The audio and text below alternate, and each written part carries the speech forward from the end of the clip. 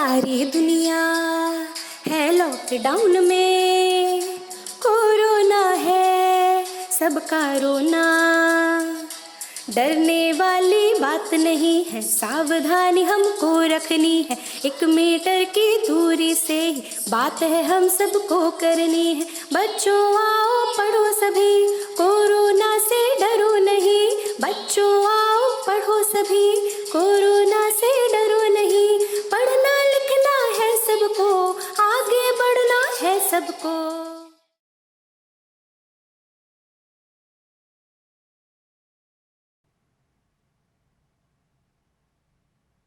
प्यारे बच्चों, नमस्कार। मैं मनीषा सक्सेना, सहायक अध्यापिका जीव विज्ञान, राजकीय बालिका इंटर कॉलेज, इंदिरा नगर, लखनऊ।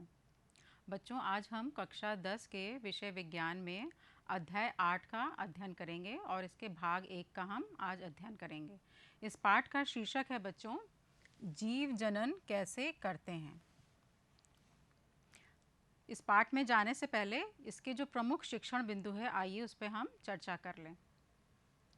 जो प्रमुख शिक्षण बिंदु आज हम इस पाठ में पढ़ेंगे वो है प्रस्तावना, डीएनए प्रतिकृति, विभिन्नताएं और उसका महत्व, जनन के प्रकार, विखंडन तथा खंडन, पुनरुद्भवन की क्रिया क्या होती है, मुकुलन क्या होता है, बीजाणु समासंग, कायिक प्रवर्धन और उसकी विधियां, और अंत में हम पढ़ेंगे कि ऊतक संवर्धन क्या है।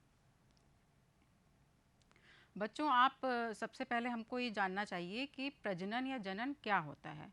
बच्चों, प्रजनन या जनन जो है संतान उत्पत्ति की वो क्रिया है जिससे जीव जो है अपनी संख्या को बढ़ाते हैं, अपने समान जैसे जीवों को उत्पन्न करते हैं और अपनी वंश वृद्धि करते हैं।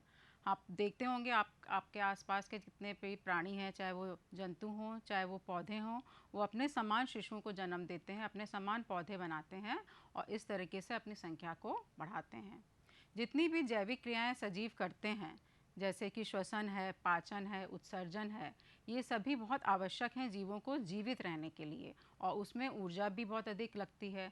लेकिन जनन ऐसी प्रक्रिया है जो जीवों के जीवित रहने के लिए आवश्यक नहीं है। तो प्रश्न ये उठता है कि फिर जीव जो हैं जनन में अपनी ऊर्जा को क्यों व्यर्थ में बर्बाद करें, या हम ऐसे भी पूछ सकते हैं कि फिर जीव जनन क्यों करते हैं। बच्चों, जीव जनन क्यों करते हैं, इसके 2 कारण हैं। पहला है अस्तित्व। अगर एकल जीव जनन की क्रिया नहीं करेगा बच्चों, तो वो धीमे धीमे उसकी जाति जो है वो समाप्त हो जाएगी और हमें उसके अस्तित्व का पता भी नहीं चलेगा। और दूसरा है संतुलन के लिए। एक उदाहरण हम लेते हैं जो खाद्य श्रृंखला का है।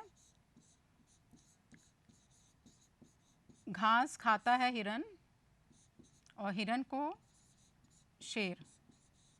आप जानते हैं कि हमारे जो वातावरण है, जो पर्यावरण है, उसमें एक जीव दूसरे जीव पर अपने भोजन के लिए निर्भर होता है। जैसे घास कौन खाता है? हिरन। हिरन कौन खाता है? शेर। तो अगर हिरन जो है जनन करना बंद कर दे, उसकी संख्या जो है कम होती चली जाएगी और इसका सीधा असर शेर पे पड़ेगा, क्योंकि वो उसका भोजन है और भोजन ना मिलने के कारण फिर शेर की भी संख्या कम होती चली जाएगी। तो इस तरीके से हमारा जो पूरा पर्यावरण में एक पारिस्थितिक संतुलन बना हुआ है वो बिगड़ जाएगा। तो इस तरीके से हमने देखा कि प्रजनन अथवा जनन संतान उत्पत्ति की वह प्रक्रिया है जिसमें प्राणी अपनी वंश वृद्धि करता है। दूसरा है जनन करने वाले जीव संतति का सृजन करते हैं और अपने अस्तित्व का ज्ञान कराते हैं। तो अपने अस्तित्व को बनाए रखने के लिए, अपनी वंश और जाति को बनाए रखने के लिए जो जीव हैं वो जनन की क्रिया करते हैं। अब हमारा अगला टॉपिक है बच्चों डीएनए प्रतिकृति। डीएनए प्रतिकृति मतलब अपने समान एक कॉपी का निर्माण करना। बच्चों, आपने देखा है कि एक जाति के जीव आकृति, आकार और अभिकल्प में समान होते हैं और हम इसलिए हमें वो एक जैसे दिखाई देते हैं। जैसे गिलहरी जो है, उसको शिशु होगी वो गिलहरी की तरह ही लगेगी। जो मनुष्य है, जो उसका शिशु होगा वो मनुष्य की तरह आकार और आकृति में लगेगा। तो ये क्यों होता है, इसका क्या कारण है? इसका कारण है बच्चों डीएनए। डीएनए का पूरा नाम होता है डीऑक्सीराइबो न्यूक्लिक एसिड। बच्चों आप जानते हैं कि कोशिका होती है, कोशिका के मध्य में एक केंद्रक होता है और इस केंद्रक में क्या पाए जाते हैं बच्चों? गुणसूत्र। ये गुणसूत्र प्रत्येक जाति में निश्चित होती है इनकी संख्या, जैसे मनुष्य में 23 जोड़ा गुणसूत्र पाया जाता है।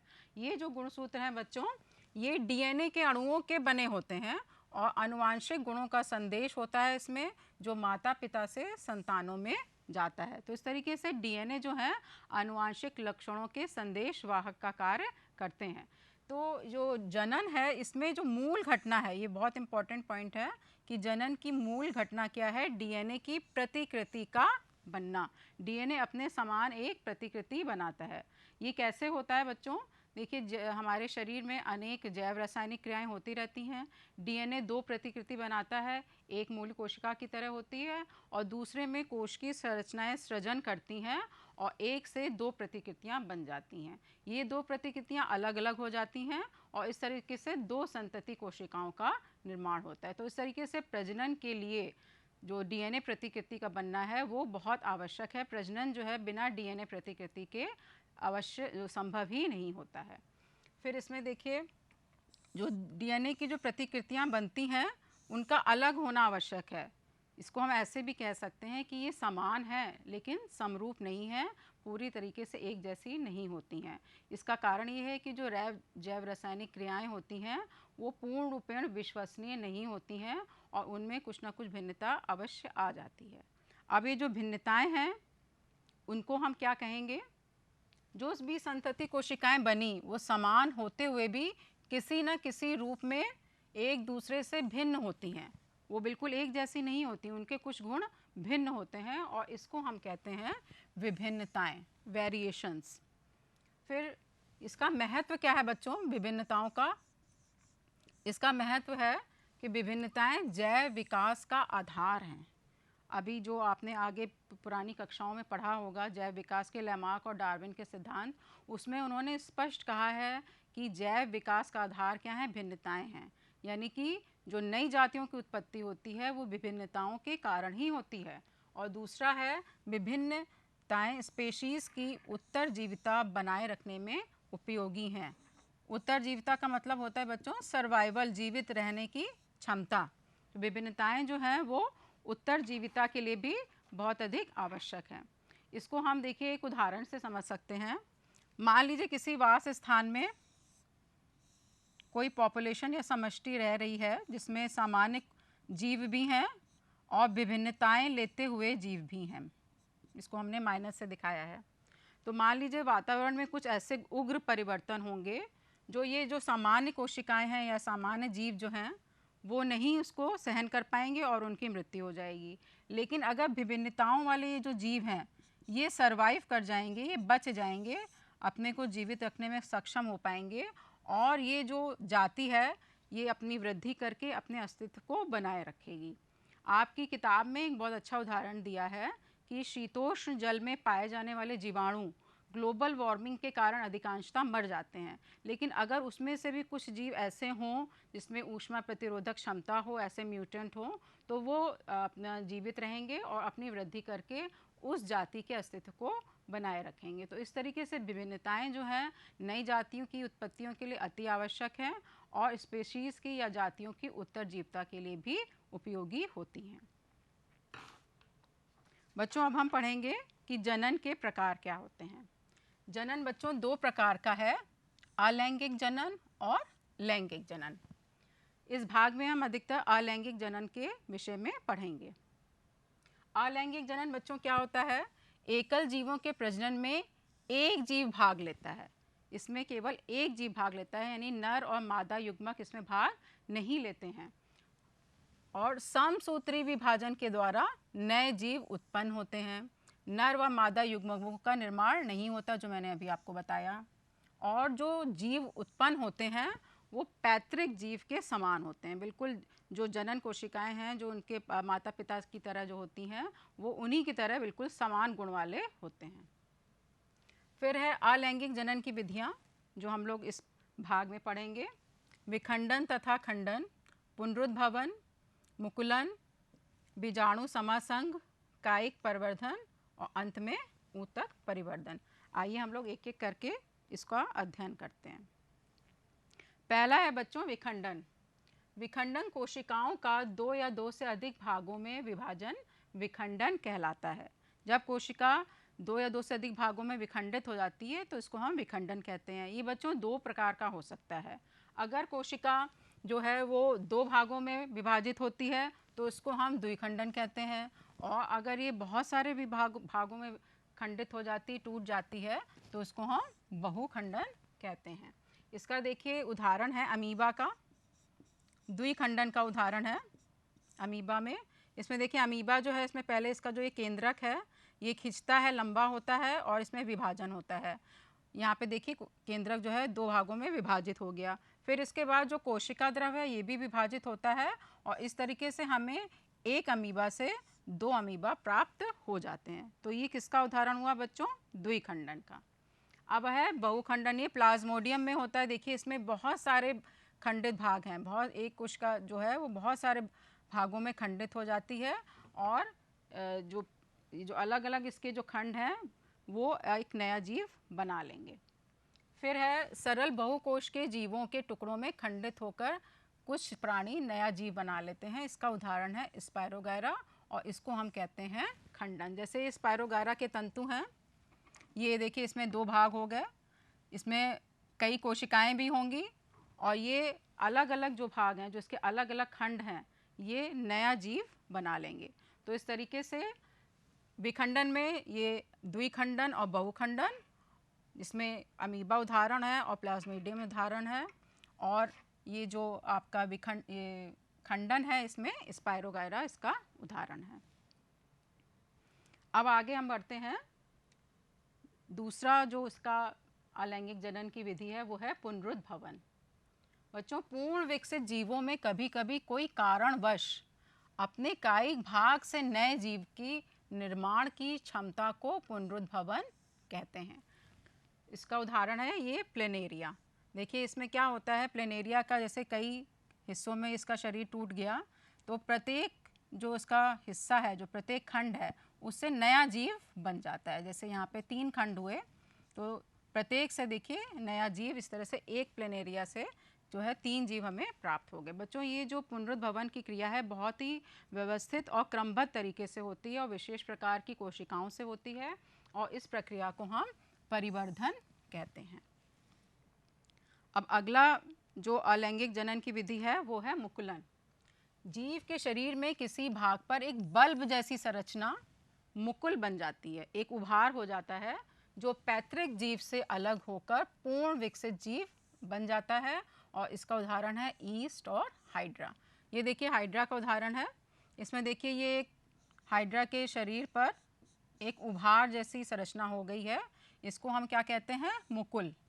और ये इससे पूरा जीव बन जाएगा, जिसको अगर आप कट करके अलग कर देंगी तो ये एक नया जीव में परिवर्तित हो जाता है। तो इस प्रक्रिया को हम कहते हैं मुकुलन। इसमें मुकुल या बड का बनना आवश्यक होता है। नेक्स्ट है बच्चों बीजाणु समासंग। इसमें देखिए सरल बहुकोश के जीवों में विशिष्ट जनन संरचनाएं पाई जाती हैं जिन्हें बीजाणु कहते हैं, और चूंकि ये समूह में पाई जाती हैं इसलिए हम इसको कहते हैं बीजाणु समासंग। बच्चों आपने देखा होगा कि बारिश के दिनों में ब्रेड या रोटी पे हरे रंग के पदार्थ जम जाता है। वो पदार्थ किसका होता है? राइजोपस एक कवक होता है, उसका होता है, उसका ये कवक जाल होता है जो तंतु के रूप में होता है। देखिए इस चित्र में दिखाया गया है कि राइजोपस में बीजाणु समासंग कैसे होता है। तो ये तंतु जो है ये कैप्सूल नुमा संरचना बनाते हैं जिसको हम कहते हैं बीजाणुधानी। इसकी जो परत है ऊपर की वो बहुत मोटी होती है, और इसके अंदर छोटे छोटे बीजाणु गोल संरचनाएं बनते हैं। ये जो बीजाणुधानी की मोटी परत है ये उसको प्रतिकूल परिस्थितियों में इसकी सुरक्षा करती है, और जैसे ही परिस्थितियां अनुकूल हो जाती हैं जैसे नमी आदि, तो ये जो है इसकी ऊपर वाली भित्ति फट जाती है और इससे बहुत सारे बीजाणु निकल जाते हैं, और प्रत्येक बीजाणु अपना एक नया जीव बना लेता है। तो इस तरीके से बीजाणु समासंग भी जो है एक अलैंगिक जनन की विधि है। इसके बाद बच्चों आता है टॉपिक कायिक प्रवर्धन। कायिक प्रवर्धन बच्चों पौधों में होता है, और उसके कायिक भागों, वेजिटेटिव पार्ट्स जो होते हैं जैसे जड़, तना और पत्तियां, इससे जो है हम नया पौधा उत्पन्न करते हैं। इसमें देखिए कुछ प्राकृतिक विधियां हैं, जैसे उदाहरण है तने द्वारा आलू में। ये देखिए आलू है, इसमें ये बड होती है, इसमें इसको आप आँख भी कहते हैं। अगर इस वाले हिस्से को काट के आप अलग बो दें ज़मीन में तो एक नया पौधा आलू का निकल आता है। ऐसे ही पत्तियों द्वारा ब्रायोफिलम में, ये बच्चों देखो ये ब्रायोफिलम की पत्ती है, इसमें इसके किनारे पर छोटी छोटी पर्णकलिकाएं बन रही हैं। ये पर्णकलिकाएं जो हैं इनमें देखिए आपको जड़ें भी दिख रही होंगी। तो ये पर्णकलिकाओं को अलग करके जब हम इसको गमले में बो देंगे तो ब्रायोफिलम का नया पौधा आपको प्राप्त हो जाएगा। इसी तरीके से जड़ों में किसमें होता है, शकरकंदी में। तो इस तरीके से ये प्राकृतिक विधियां हैं जो स्वतः ही पौधों में अपने आप ही होती रहती हैं कायिक जनन की, जैसे तने द्वारा आलू में, पत्तियों द्वारा ब्रायोफिलम में और जड़ों से शकरकंदी में। अब आती हैं कृत्रिम विधियां। कृत्रिम विधियां जो मनुष्य खुद करता है, अपने स्वतः अपने हाथों से करता है। पहला है इसमें कलम। कलम का उदाहरण है गुलाब और गन्ना। इसमें क्या होता है बच्चों, जैसे एक हमने तना लिया और हमने इसको काट के दो हिस्से कर दिए। हिस्से में प्रत्येक में जो है पार्श्व कलिकाएं अवश्य होनी चाहिए। तो ये जो है जो हिस्से हैं इसको अगर आप जब ज़मीन में गाड़ देंगे तो इससे नया पौधा बन जाएगा। ठीक है, तो इस तरीके से ये जो कलम लगाना है बहुत ही कॉमन है गुलाब में और गन्ने में। इसके बाद है रोपण। रोपण में क्या करते हैं बच्चों, हम लोग दो अलग अलग तने लेते हैं और उसको एक दूसरे के ऊपर रख देते हैं, उसको बांध देते हैं। फिर थोड़े दिनों में ये पूरा एक समान तना बन जाता है, संवहन ऊतक आपस में मिल जाते हैं और हमें दो तरह के पौधों के गुण एक पौधे में प्राप्त हो जाते हैं। इसका उदाहरण है बच्चों आम। फिर है दाब लगाना। इसका उदाहरण है चमेली।